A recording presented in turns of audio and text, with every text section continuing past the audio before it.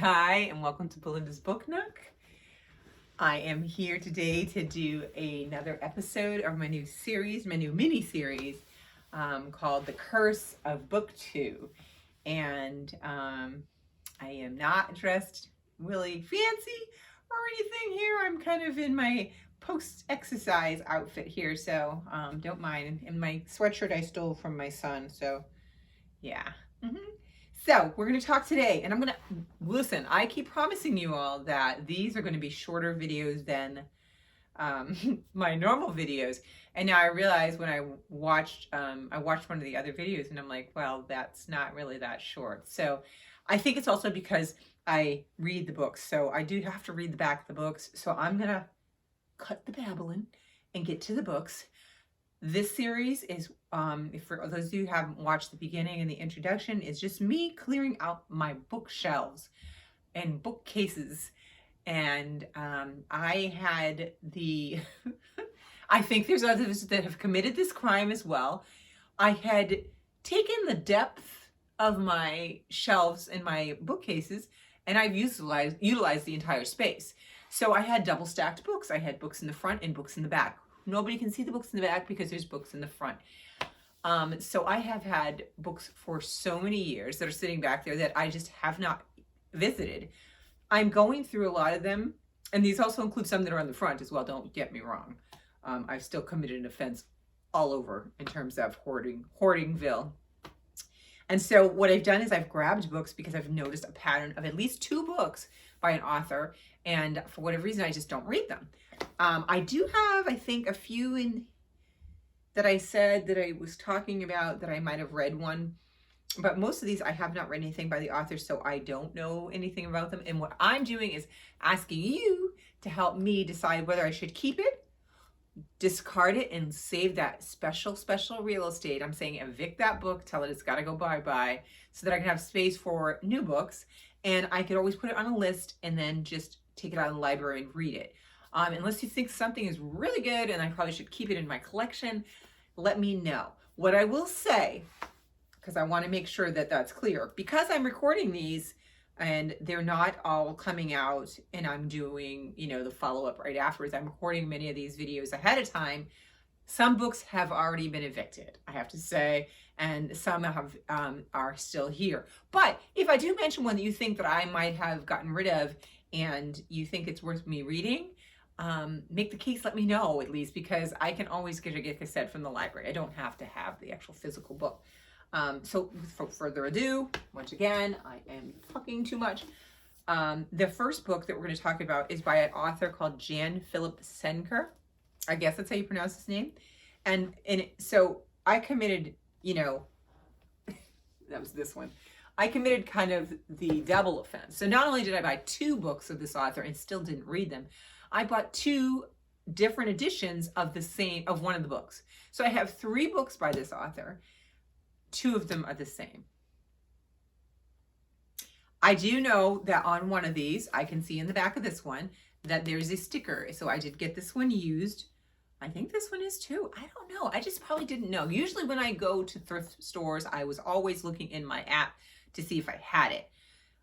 So if I hadn't put the other one in, it could happen. I just realized I had salad for lunch. Not sure if there's anything happening there. All of a sudden, that just had that moment. You think, wait a minute, there's probably salad in my teeth. I apologize if I didn't get it. So let me show you the covers of these. They're really both gorgeous. And it shall be a struggle to think of which ones I should get rid of, right? But let's look at the covers first. The title of it is The Art of Hearing Heartbeats. And I feel like when I bought these, there was talk about them. I almost feel like I want to Google on YouTube to see where people reviewed this book. Now, this is an idea that I was not thinking about before, but they might give me insight of why I chose to pick these up or if it's worth going down that path. So anyways, look at the covers. The 2 covers are phenomenal. And I love butterflies. So look at this one, right? So you've got this one here. And it's got these beautiful, my fingers are on top of them, these beautiful butterflies on it. And then the leaves that are around it are gold. So it's really pretty. And both of them are about the same condition, I want to say. So it's not like one is better than the other. This other one has that beautiful kind of a sunset. It's got orange into brown. It's got the beautiful like parasol type thingy there. And this is gorgeous too. It has the same leafing around it, but it's white on it. So there's that. And this is the size of them. This is only book nerds would sit here and do this, right? That we would like, let's look at the cover and decide. And then there's the back. Now I could get the sticker off. So if this is one that you guys think so, then I could always get the sticker off and we'll make this happen too. So I think that, yeah, there's a sticker on the front of this one. See, look at that. I paid $6.42 for it. Yeah. So yeah, I think I could get this one off too. I don't think it's built into it. So, all right, let's read what the book's about because I'm going to go faster today. Okay. Oh, look at,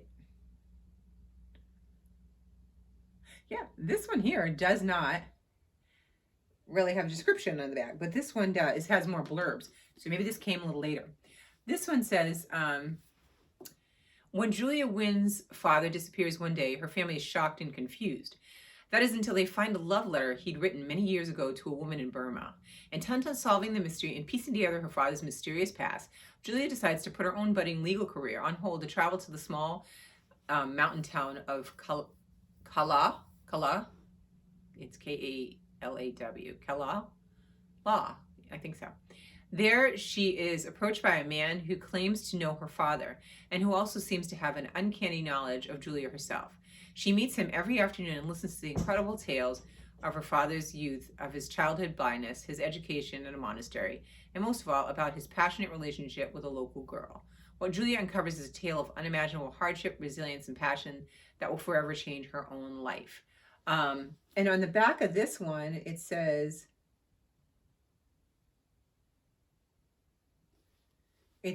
here, somebody's blurb.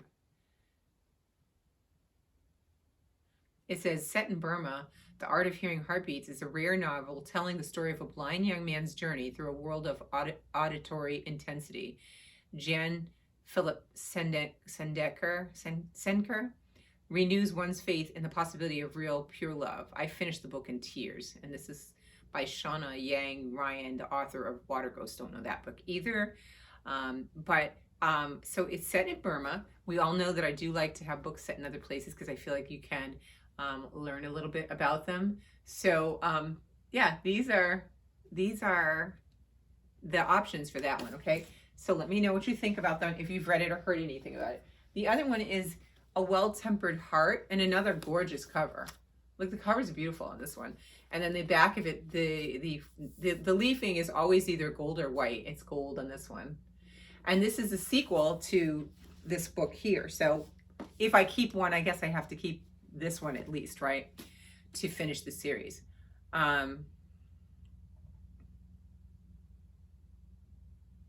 It just says, a brilliant debut, Senker's novel, Wait a While. The sequel to the international bestseller, The Art of. That's their description? Why did they say? It says, coupled with an unusual glimpse into the Burma of 1950s and today, readers will delight in the emotional power of Senker's storytelling and find themselves believing not only in the power of love, but the strength of family. I don't have a description. Do I here? Oh, yes, I do.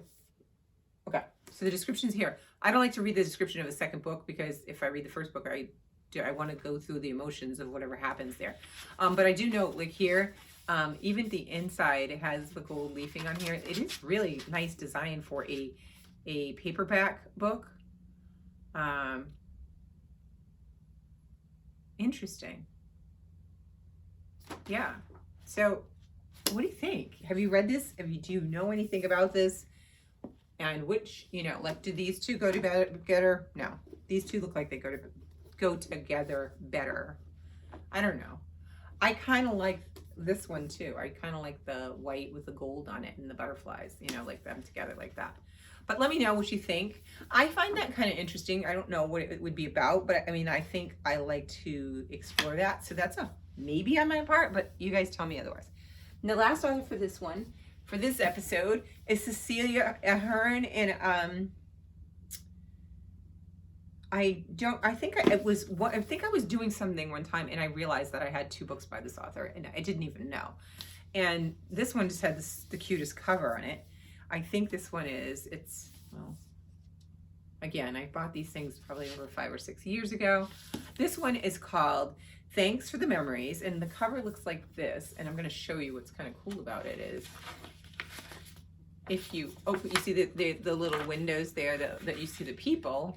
If you open it up, this would have been great to do this one on Valentine's Day. It's a little heart, and it's got the people there, okay? And it says thank you. So thanks for the memories.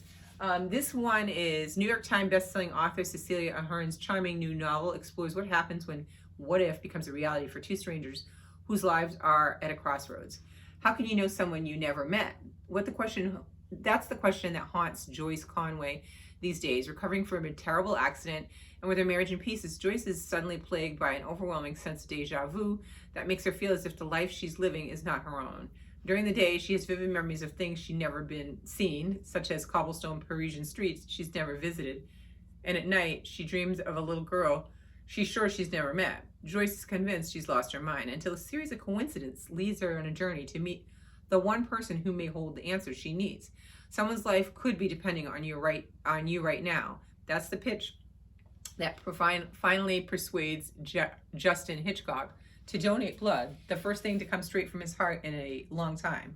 Restless and lonely, Justin chased his ex-wife and daughter from Chicago to London, and now he's in Dublin, guest lecturing to bored college students. When he received a basket of muffins with a thank you note attached, he's sure someone's playing a joke on him, but then the presents keep coming. Intrigued, Justin is determined to solve the mystery, a quest that will change his life forever. Thanks for the Memories is a heartwarming story of hope, love, and second chances. Cecilia Ahern's most magical novel yet. So it sounds kind of like a little romance, right? Probably just loved it for the cover. What do you think? You know, I'm either way. You know, sometimes you want a little palette cleanser. This could be. I just have never read anything by this author, and before I ditch anything, I always going to check with people too. This one, I left the bargain price on it, so I'm going to say the order I got it probably was that, and maybe I didn't even realize, or I did, and I picked up this one, and this is the Book of Tomorrow. What if we know what tomorrow would bring? Would we fix it? Could we? And I got this at Barnes & Noble. Does it tell us back here? It does. It says, from the author of the New York Times bestseller, P.S. I Love You, which apparently she's written another book, comes an engaging new novel filled with family secrets, intrigue, and magic aplenty. Oh boy. Born into the lap of luxury and comfortable in the here and now, spoiled temptuousness, Tamara Goodwin has never had to look to the future until the abrupt death of her father leaves her and her mother a mountain of debt and forces them to move in with Tamara's peculiar aunt and uncle in a tiny countryside village. Tamara's lonely and bored with the traveling library as her only diversions. There she finds a large, leather-bound book with a gold clasp and a padlock, but no author name or title. Intrigued, she pries open the lock, and what she finds inside takes her breath away. Tamara sees entries written in her own handwriting and dates from the following day. When the next day unfolds exactly as recorded, Tamara realizes she may have found a solution to her problems. But in her quest to find answers, Tamara soon learns that some pages are better left unturned, and that, try as she may, she mustn't interfere with fate. This one, I don't know, you know, beach read, kind of like, you know, very pretty cover though, I have to say. Like, maybe that's what caught my attention. I like, again, it was like a little gold on it, and you can kind of see it. I don't know if you can see it. I always never know if you can see the cover until after the video is recorded, and then I'm like, oh well, they know, they heard it, they got an idea of what it looked like. So not sure. I'm not sure. I feel like these are just so different than what I'm reading now. But I also sometimes need to have little things in between things that are just light, and, you know, I'm not necessarily trying to learn something. I'm just trying to be there. So there is that. Of the two, I think I'm leaning more to the Jan Philip Senker's books than the Cecilia Ahern. I feel like those aren't really me, but maybe they're fun, and somebody thought they were good to read. So let me know. I'm going to come back again with a couple more videos because I have a couple more books that I found in twos to do. The progress is it's just like night and day. One bookcase I've got done already, and it's so pretty. It looks so nice. So I'm determined, like, to keep it that way. And I think one of the ways that I'm going to try to attempt to do that is to, the things that I haven't read on there that I could potentially take out, that I want to read, I'm going to try to get to them more faster than I have, obviously, in the past, so that I can still use those shelves. Because as they are right now, if I just leave it like that, it's beautiful, but it's not functional for any additional books. And let's just face it, I'm sorry, there's the salad piece. I feel it. if I, I'm going to buy books. So I need to make sure that there's always room to grow and to swap out and to maintain that. So I think by making them really, at least that first one, really attractive, it's going to make it a lot easier. And there's no double rows like that anymore. It's all out in the open, very airy and nice. So there's that. So those are the two. Let me know what you think, and I'll talk to you soon.